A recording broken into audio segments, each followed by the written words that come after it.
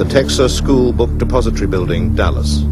From this sixth-floor window, Lee Harvey Oswald allegedly fired the shots that killed the President of the United States on November the 22nd, 1963. Lee Harvey Oswald, a figure of mystery, murdered before he could reveal what he knew. While the truth about him remains obscure, the myths abound. He was average Joe, that was all. He was behaving like someone who was belligerent and not showing any remorse for anything he had done. He was a nice fella, seemed like, very courteous, nicely kept. Oswald was the perfect Patsy. He looked guilty, not just of the murder, but of anything. A very sullen, dark kind of a man that I wouldn't want to be friends with. He seemed to be such a nice man, and everybody thought he was, and he appeared to be, because he was very good with children. They started making a villain out of a man who genuinely was probably a hero.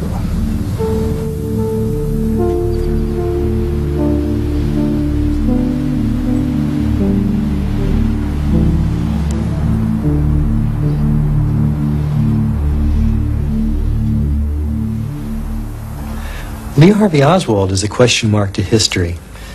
The debate is often raised, was Lee Harvey Oswald alone as the assassin, or was he part of a conspiracy? The question is never raised, is it possible he didn't do it at all? 6 weeks before the assassination, Oswald had taken a low-paid job as an order filler at the School Book Depository in downtown Dallas. Because of his impoverished circumstances, Oswald was living in the modest residential district of Oak Cliff, 4 miles out of town. Although married with 2 young daughters, weeknights were spent alone at this seedy rooming house at 1026 North Beckley, where Oswald had mysteriously registered under the name of O.H. Lee. Most weekends, however, he visited his Russian-born wife Marina and their baby daughters, who lived on the far side of town in the Irving district of Dallas. Unable to drive, he would hitch a lift with a fellow worker to this house, where his family lodged with the woman who had befriended them, a Quaker called Ruth Payne. The idea of his having shot the president skews what everyone thinks, it seems to me, and we forget how ordinary he was, or how he would play with his children and with mine at the house on weekends. And my main memory of him is of his watching the football games on Saturday and Sunday, and he enjoyed watching the games on the TV set. He seemed concerned about his little girls, very much so. Oswald loved being the family man. The colleague who drove him out to see them at weekends and lived only a few doors away witnessed that affection firsthand. Buell Wesley Frazier. He liked children very much. That's one of the things that I could get Lee to talk about. When Lee came home with me on Friday afternoon and rode back with me on Monday morning, I never saw him or did anything with him at that time, but evidently the children in the neighborhood, all of them at one time or other, seemed to find their way up to the Payne house where Lee lived to play with him and his daughter. On November the 21st, I was working at the Texas School Book Depository. Oswald came up to me and he asked if he could ride home with me, and I said sure. And then a little bit later I realized it wasn't Friday, and the next time I saw him I said, well, today's not Friday, Lee. And he says, I know that. He says, it's Thursday. He says, Marina has made some curtains for me, and they have some curtain rods out there. And he says, I'm going to get the curtain rods to put the curtains up in my apartment. I said, okay. He had never come out without asking permission before, besides the fact that it was a weeknight. And he arrived, actually, I was out of the house when he arrived. I was grocery shopping. We bought a lot of groceries. And then he was there already, playing with his children on the front lawn when I arrived about 5:30. As we went by each other, I said very, very, very happy in Russian, our president is coming. And he just sort of brushed on by without saying anything or no really reaction, and in a way that was typical of him, so I gave it very little thought. He often didn't respond very much, but I think that evening he was especially quiet at dinner, and he went to bed very early. On the morning of the assassination, Oswald overslept. Leaving money and his wedding ring behind, he hurried down the street to secure his ride to work with Frazier. Under his arm, he carried a brown paper package. Did this contain the gun that killed the President of the United States? The first time I saw the package, it was on the back seat of my car, and I just glanced at it. And I asked, I said, "What's that, Lee?" And he said, "That's curtain rods." He said, "Remember I was going to bring them?" The length of the package that I saw that morning was roughly 2 foot long, give or take an inch or two. And it was made out of the same type of packing material that you would find in any company that packed materials for shipment. It's just the brown paper and the tape that you'd normally find. Nothing unusual.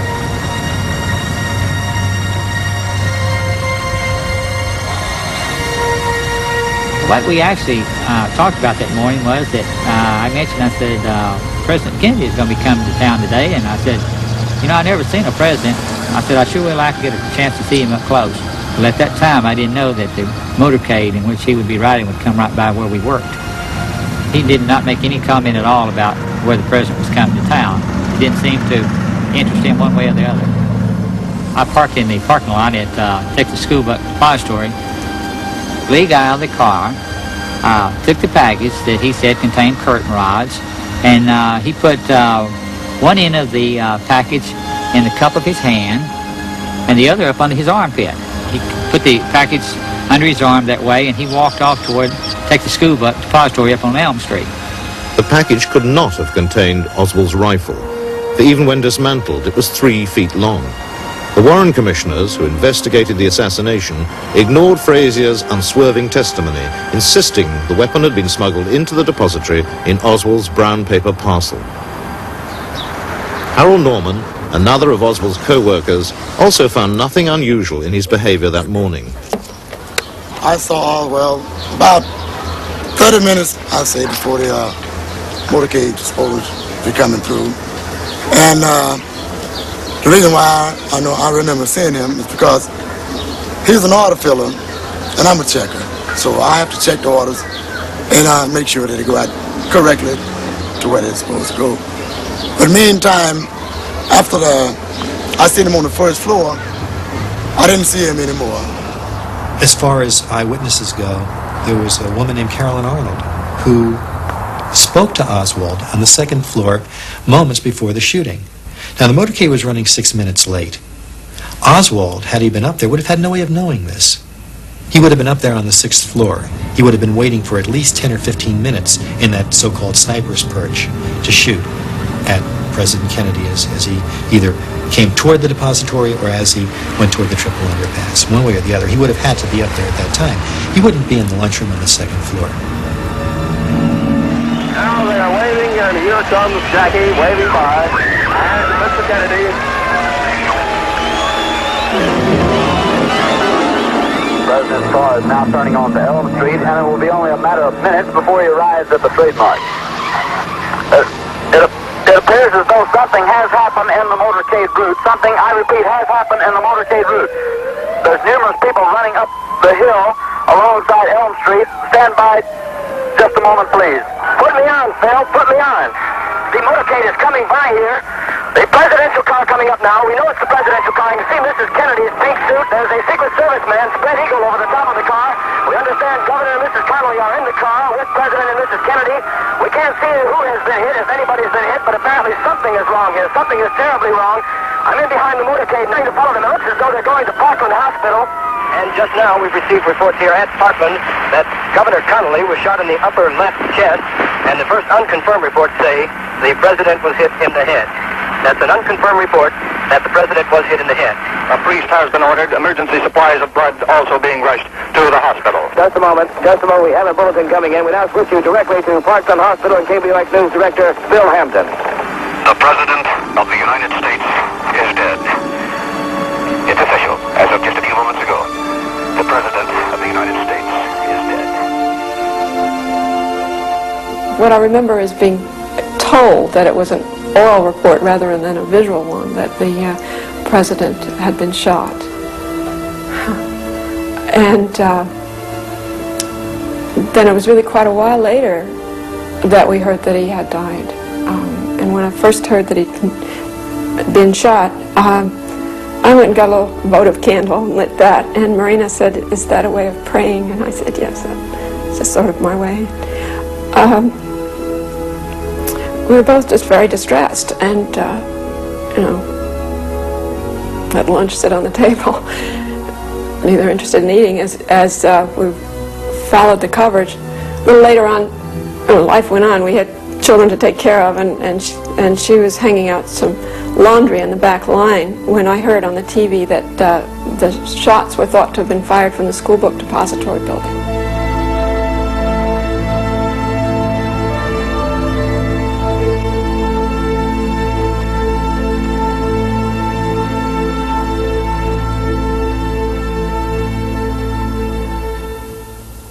Now riding the back trails of Texas, a former Dallas motorcycle officer recalls a remarkable encounter he had within 90 seconds of the assassination.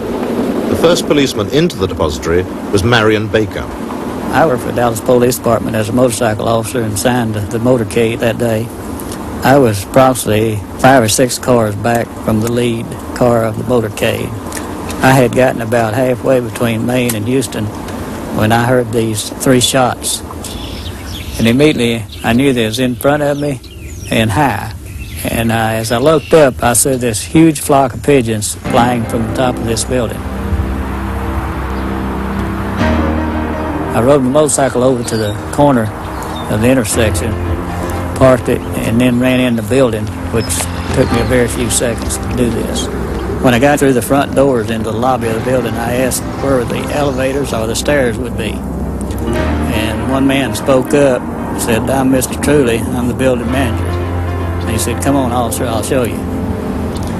So he and I continued on to the back of the building and up some stairways at the back of the building to the 2nd floor. As we came out of on the 2nd floor, I saw through a doorway, a window in this doorway, a movement. So I went over and opened up the door, and this man was walking away from it. And the next room, I later found out was a coffee room. As seen earlier by his fellow workers, Oswald was still alone in the lunchroom. I called to the man, and he turned around, and Mr. Truly was there beside me, and I asked him if he knew this man or if he worked there. He said, yes, he does. He was calm, ordinary, you know. He didn't look excited or anything like that. In order to fire the shots from the 6th floor, Oswald needed to squeeze his way out of the sniper's perch, pick his way between stacks of books to the far side of the building, hiding the gun en route, descend 4 flights of stairs to the lunchroom unobserved, and yet appear calm and unruffled in his encounter with Officer Baker, all within 90 seconds. Less than 15 minutes after the shooting, the police were broadcasting a wanted description that closely fitted Oswald. Who provided that description is not known, but it led to the immediate arrest of Oswald lookalikes, even in Fort Worth, 30 miles away. Attention all squad. The suspect in the shooting at Elm in Houston is reported to be an unknown white male, approximately 30, slender build, height 5 feet 10 inches, weight 165 pounds, reported to be armed with what is thought to be a .30 caliber rifle. Meanwhile, the real Oswald had made his way to a taxi rank a short distance from the depository, and after politely offering the first cab in line to another passenger, had asked to be driven to the street where he lived in Oak Cliff.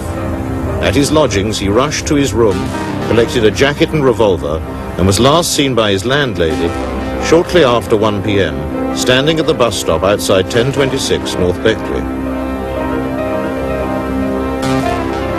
A mile from Oswald's rooming house, in another part of Oak Cliff, a further drama was unfolding. Waitress Helen Markham, on her way to work, was about to become the principal witness to a brutal slaying. I was standing here on this corner when waiting on the traffic to pass so I could go down there and catch my bus to go to work. And a man come walking down the sidewalk, and a policeman came. And I could not get across. The policeman in a patrol car was Officer J.D. Tippett. According to Helen Markham's account, Tippett stopped his car and got out to continue his conversation with the man on the sidewalk. Just as the policeman got in front of the hood of the car, that man shot him 3 or 4 times. And then he put his gun back in his pants. He run over here And I put my hands, I seen him coming, I just put my hands up on my face like this. I waited for a few minutes and I opened them up and I pulled them down. And he looked at me and I looked at him and I never said a word. And just like a flash of lightning, with big glassy eyes, he run off across the field, out that lot there, down, right across there, went over the fence and down the alley. With Helen Markham, car dealer Ted Calloway was to become a principal witness for the Warren Commission. At a police identity parade later that day, they both picked out Lee Harvey Oswald as the killer of Officer J.D. Tippit. I was sitting in my office when I heard what sounded to be 5 pistol shots coming from behind my office in the direction of 10th Street. Well, I jumped up and ran out to the sidewalk, and as I did, I saw a man jump through the hedge carrying a pistol, and he angled across the street to the sidewalk and continued to run in my direction, holding his pistol. When he got almost directly across from me, I yelled at him, "Hey man, what the hell is going on?" And he had his pistol right here, and he nearly stopped, and he turned in my direction and said something, but I couldn't understand what he said. So he continued walking down Patton Street. I called to a friend of mine. I said, "Follow that guy, see where he's going." The different routes taken by the fleeing assailant were not the only contradictions in the accounts of these key witnesses. He was wearing a light shirt, a brown jacket, and a light gray trousers. He was wearing a black pair of trousers, a white shirt, and either a real light tan or a light gray Eisenhower-type windbreaker. He was a short man, kind of small, and with a ruddy complexion. He had real fair complexion, dark hair, and I found out later, the reason he had such fair complexion, that he'd killed a police officer and he was scared to death. So what it was, he was as pale as a ghost. This man has devoted more time and energy than anyone to investigating the murder of Officer Tippit in Oak Cliff. After 12 years, researcher Larry Harris has uncovered important new evidence. The Warren report concluded that Oswald had been walking east on 10th Street at the time he was encountered by Officer Tippit. And yet virtually all of the police, FBI, and Secret Service written reports from that weekend stated clearly that the man had been walking west on 10th Street, the opposite direction of Oswald. One of the witnesses to so state was Jim Burt, who was located on the corner of Denver and 10th Street. He sat on his front porch and stated he watched the man walking west on 10th Street up to the point where he encountered the police officer, and this is the man who did the shooting. The fact of the matter is that after 25 years, it's unclear just what transpired during the shooting here at 10th and Patton. One of the witnesses not known to the Warren Commission was a woman named Aquila Clemens, who was located in a house on the opposite side of the street. She came out immediately after the shooting and said she saw 2 men, one of whom was short and chunky, standing near the police car, and these men ran off in opposite directions. The bullets recovered from Tippett's body could not be traced to Oswald's revolver, nor apparently to any other revolver. There were references on the police radio tapes to an automatic weapon, 2 references. This is highly significant because Oswald was carrying a 6-shot revolver, not an automatic.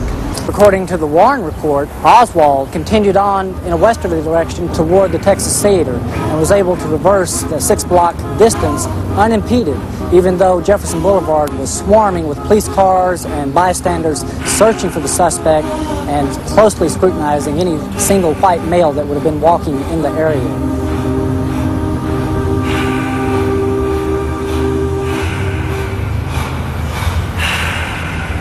An agitated figure was seen to dodge into the Texas Theater without paying and disappear into the upstairs balcony.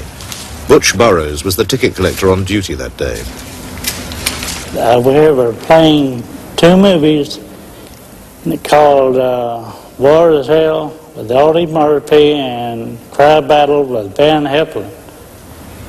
And we started the movie at 1 o'clock, and I was counting candy behind the candy case. And he also slipped in around between 1 and 1:07. According to the official record, 1:07 was the time at which police officer Tippit was slain.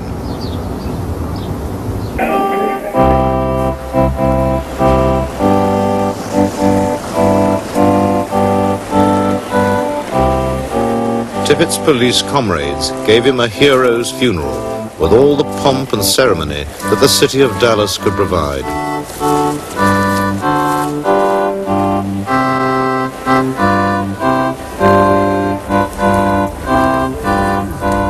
Mrs. Tippit became a very wealthy widow.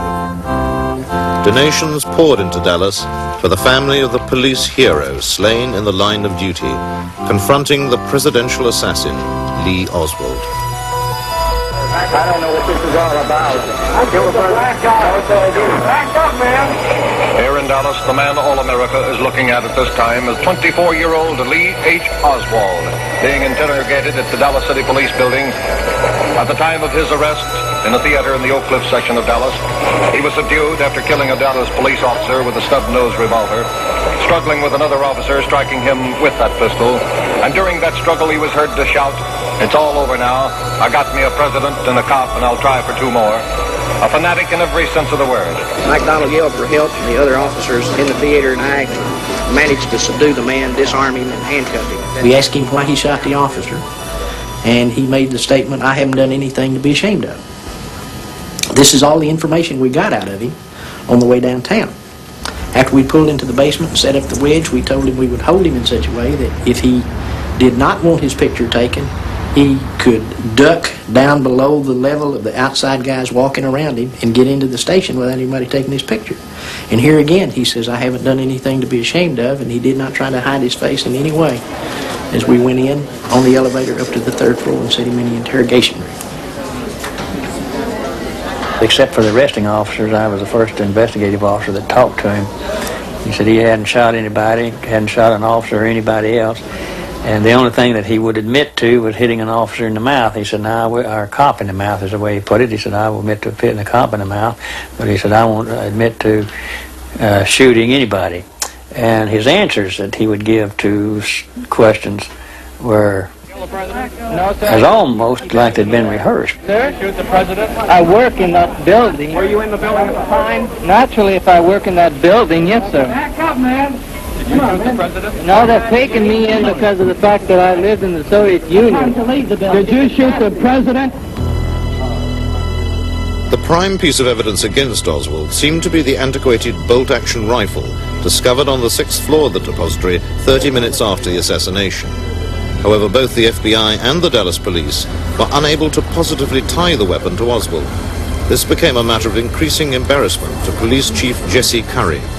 Chief, we understand you have the results of the paraffin tests which were made to determine whether Oswald had fired a weapon. Can you tell us I understand that it was positive. What does that mean? It only means that he fired a gun. This doesn't... Were the powder burns or powder marks on his cheek or... I don't know that. I don't know All that. you know about on his hand? Yeah. That he fired a gun, Chief, not the rifle or the pistol. That's right.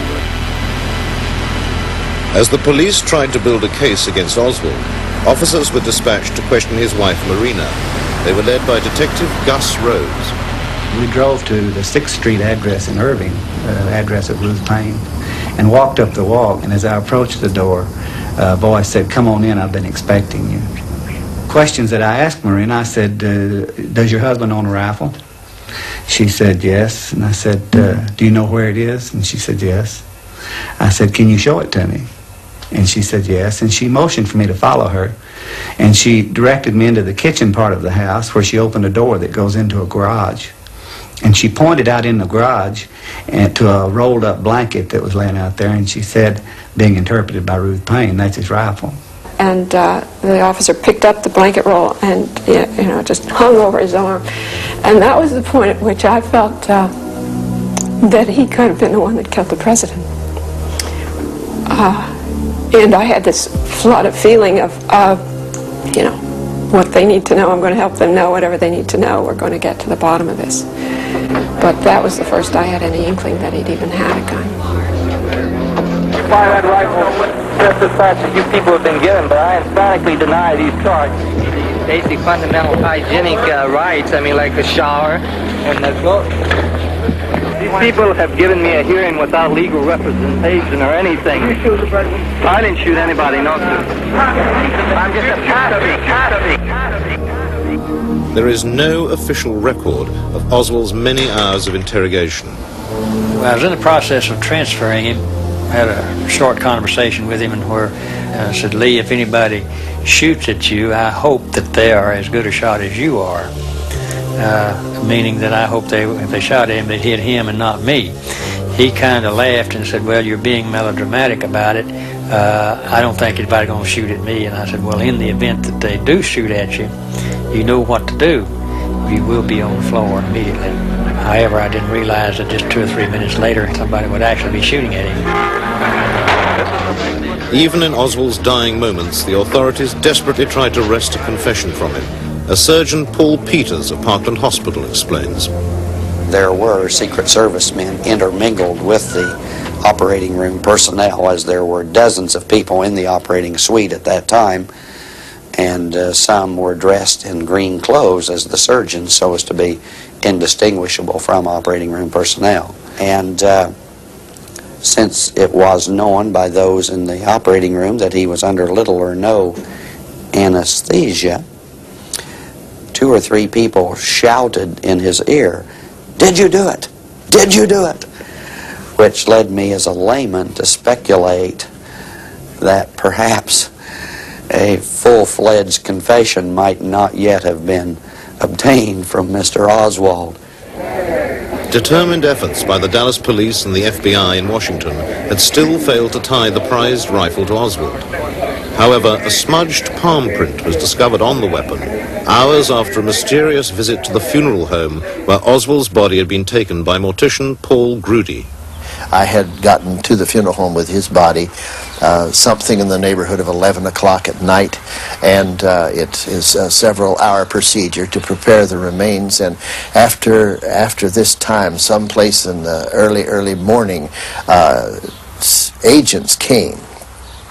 Now, I say agents because I'm not familiar at the moment with whether they were Secret Service or FBI or what they were, but agents did come, and when they did come, they fingerprinted, and the only reason that we knew they did, they were carrying a satchel and the equipment and asked us if they might have the preparation room to themselves, and after it was all over, we found ink on Lee Harvey's hands, showing that they had fingerprinted him and palm printed him. We had to take that ink back off in order to prepare him for burial and to eliminate that ink. When we removed the casket from the little chapel, there wasn't any way that the help and I could handle it. Since there were only 2 of us, we decided the best thing to do. I solicited the newsmen that were there, and I asked them, would you mind helping me? And they volunteered and came over and carried the remains, the casket, to the coach, and then from the coach to the tent after I drove over to the gravesite. There were enough policemen there, one behind every tombstone, because they just didn't know what was going to be the next thing to happen. When the minister was through with a few brief words, the family then was given the privilege of, as in the business we call it the last leave, they had the opportunity to look at the body of Lee Harvey for a brief moment. And Marina, the wife, got up and patted his body and caressed him. Then she reached down and took a ring off of her finger, and actually it was 2 rings, and tried to place it on Lee Harvey's fingers, because this was the ring that was their wedding band, and I helped her because she was shaking and very nervous. Marina took a handful of dirt and made the sign of a cross on that grave, and then the family departed and went back to protective custody. But the man given such a simple burial in Rose Hill Cemetery was far more complex than portrayed by history. Well, Oswald was a pretty interesting fellow. He's not nearly the one-dimensional character that the Warren Commission has painted him to be. He was in the Marine Corps and did very well. He had a high security clearance. He was stationed over at Sugi. He was a radar operator. In fact, he was one of the guys that would track the U-2 flights over Russia. So it's not like he was the perennial loser that we tend to have this image of him now.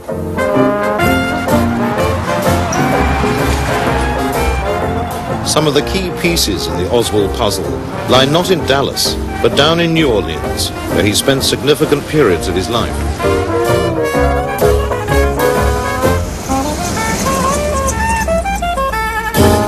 In an unbroadcast interview with a local radio and television station only months before the assassination, Oswald spoke about his life. I was born in New Orleans in 1939. For a short length of time during my childhood, I lived in Texas and in New York. During my junior high school days, I attended Beauregard Junior High School. I attended that school for 2 years. Then I went to Warren Eastern High School, and I attended that school for over a year. Then my family and I moved to Texas, and I continued my schooling there. Then I entered the United States Marine Corps in 1956. I spent 3 years in the United States Marine Corps, starting out as a private, working my way up through the ranks to the position of buck sergeant, and I served honorably, having been discharged. He had an honorable discharge, and then just a few weeks later wound up in Russia saying that he was going to renounce his American citizenship.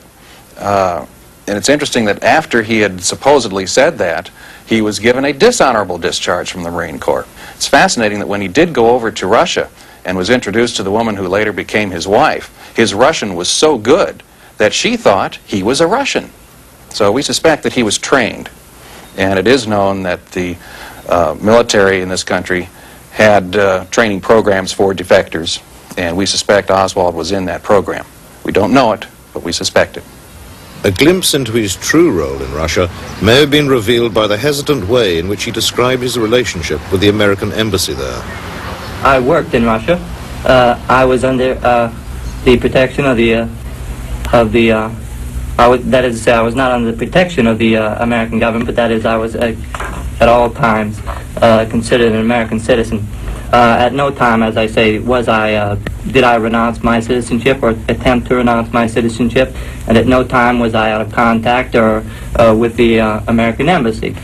It's quite possible that his mission in Russia was sponsored by the U.S. State Department, which did participate in some fake defector programs back in those days. It's entirely possible, and it certainly would fit with the kind of person we think Lee Harvey Oswald was. One person with no illusions about Oswald's role launched his own investigation into the Kennedy assassination in 1967. The former district attorney of New Orleans, Judge Jim Garrison. He was employed by the Central Intelligence Agency, and he was obviously drawn into a scapegoat situation and made to believe ultimately that he was penetrating the assassination. And then when the time came, they took the scapegoat, the man who thought he was working for the United States government, and killed him real quick. And then the machinery, disinformation machinery started turning, and they started making a villain out of a man who genuinely was probably a hero. 6 months before the assassination, Oswald had taken a mundane job with the Riley Coffee Company, but it seems his real activities were centered a few blocks away. From a small office on the corner of Lafayette and Camp Street, Oswald managed a local chapter of the pro-Castro Fair Play for Cuba Committee. Operating from an adjoining office was a sinister figure named Guy Bannister. About Guy Bannister, it's difficult to say much about him because he always stood in the shadows and pushed someone else to the front. He was a strongly disciplined man, perhaps the outgrowth of his many years as a special agent in charge of the Chicago office of the FBI. But he was a key man in the assassination. And that's clear from the fact that Oswald's sheep dipping, his being portrayed as a communist, was done out of Guy Bannister's office. So he was sheep dipped for months as a communist by given literature Lee, hand this out today. This is your assignment. I came across the fact that Oswald, a private in the Marines, had taken a Russian examination.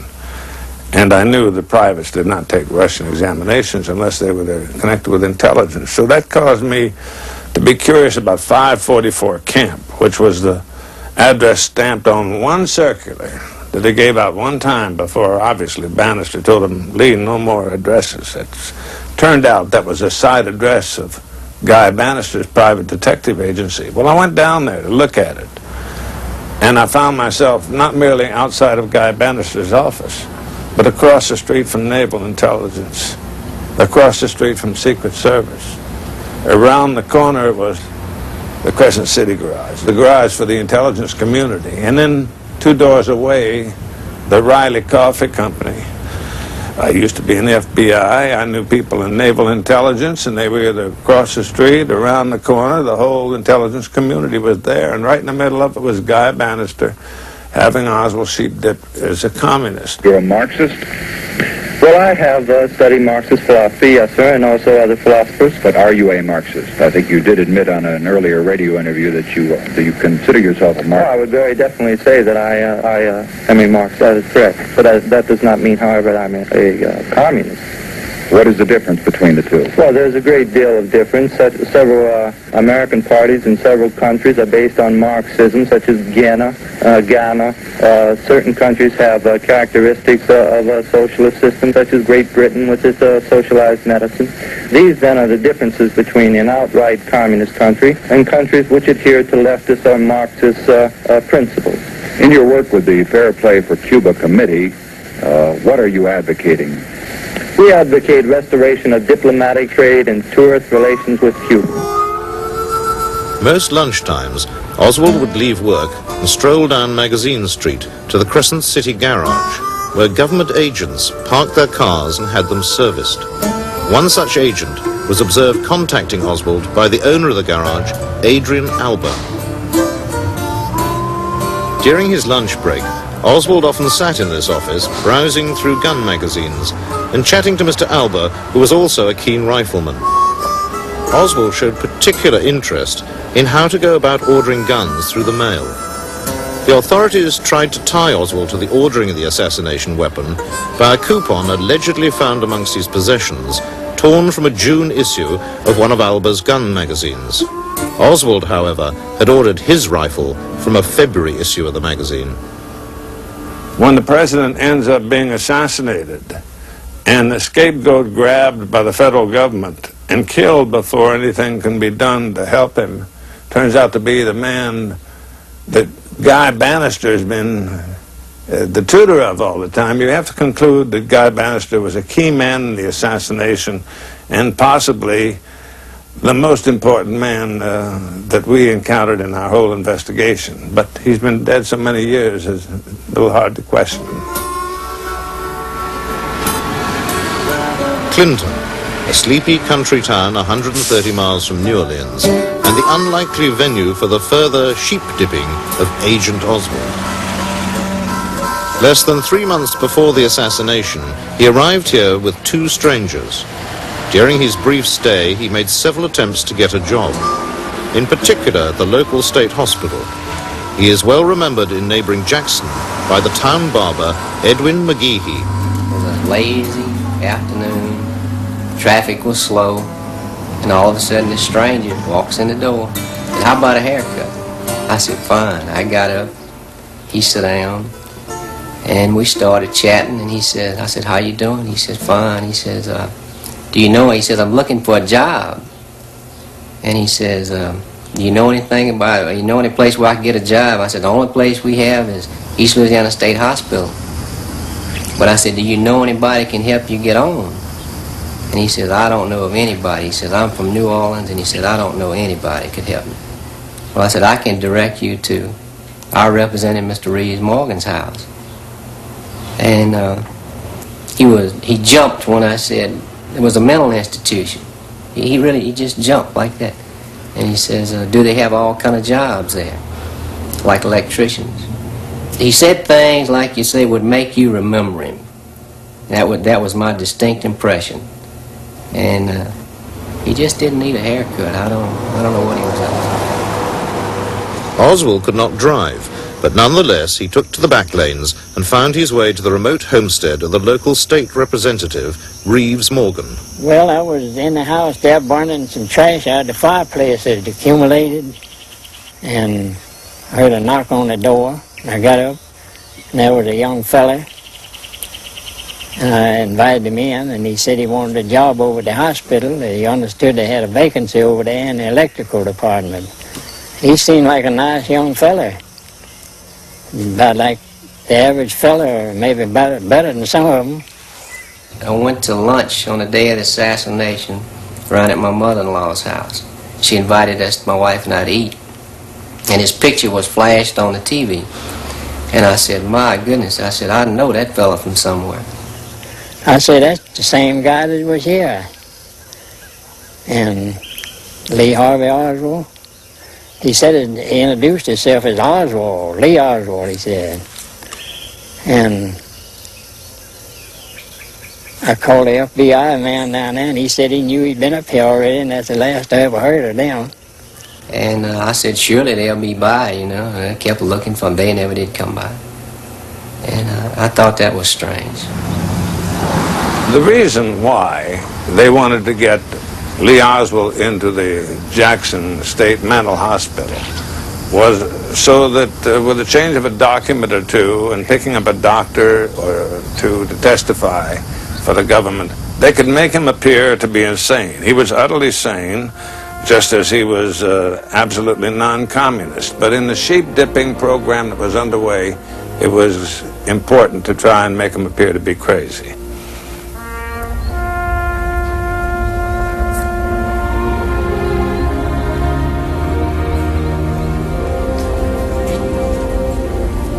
Bitterly protesting her son's innocence to the last, a forlorn Marguerite Oswald believed Lee had been grossly misrepresented to the world. Lee Harvey Oswald, my son, even after his death, has done more for his country than any other living human being. 3 weeks after I buried Lee Harvey Oswald, the Secret Service came to me and they said, Paul, did you see any scars, such as the scars on his wrists, where he was supposed to have tried to commit suicide in Russia? And I said, of course, I wasn't looking for the likes of this, and really in my own mind did not feel as though I remembered much about this, but didn't remember seeing any marks of that kind. And the Secret Service agent told me at that time, well, Paul, we just don't know who we have out there in that grave. That mystery did not end with Oswald's burial. Lingering doubts about the identity of the person buried at Rose Hill Cemetery, Fort Worth, prompted Oswald's widow, Marina, to have his body exhumed in 1981. Being of Russian background and not truly trusting the American, she often wondered if his body was really there. So when it came the opportunity to possibly bring his body to the surface, she was most interested to know, is his body really there? Had somebody taken his body from the grave after the burial had been made?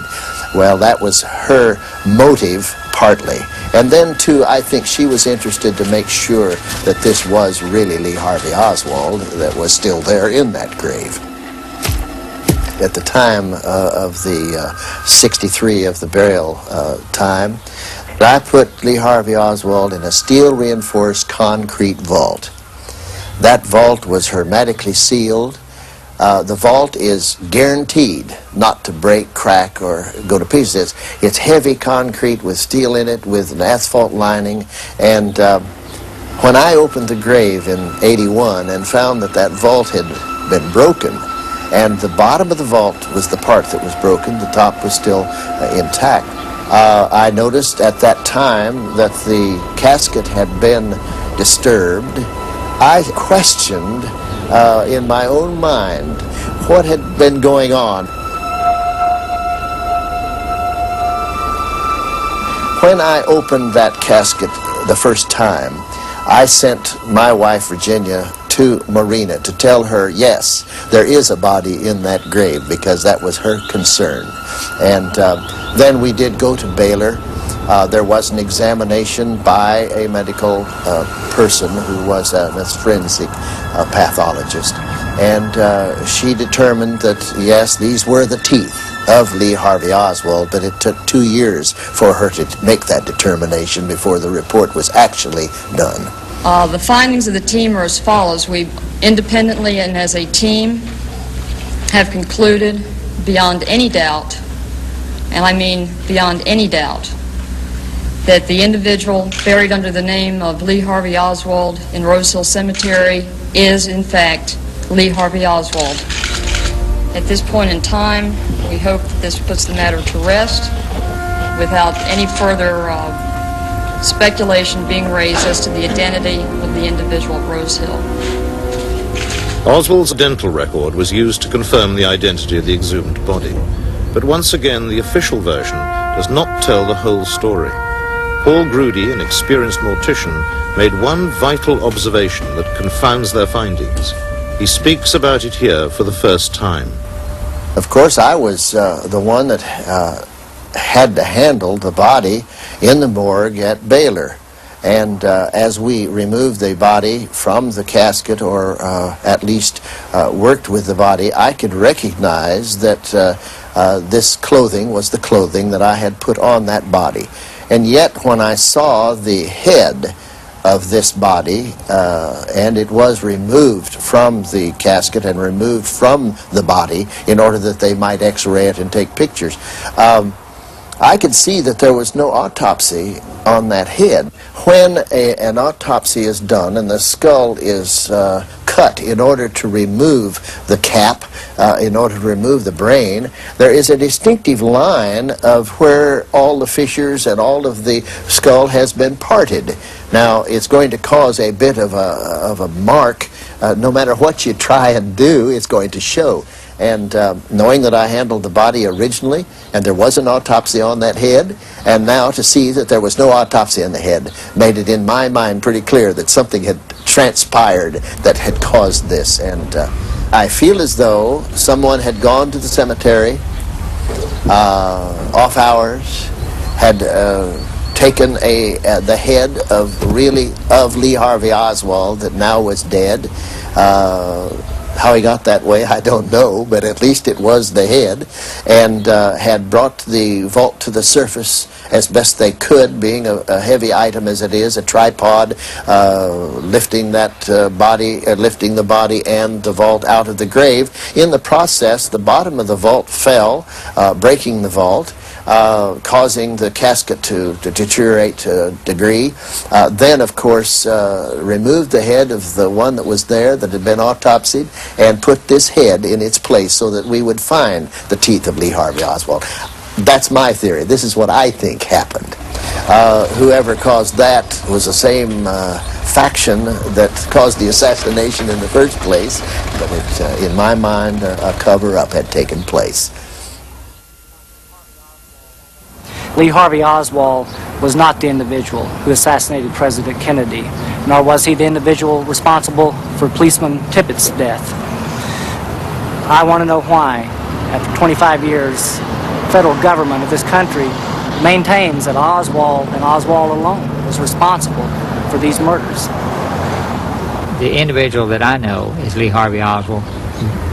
I don't think had it in him to be a person capable of committing such a crime as murdering the President of the United States. I'll always believe that. The side I saw to him was a very kind and loving man, and that's the way I like to remember him. Lee Oswald was totally, unequivocally, completely innocent of the assassination. And the fact that history, or in the rewriting of history, and disinformation has made a villain out of this young man who wanted nothing more than to be a fine Marine, is in some ways the greatest injustice of all.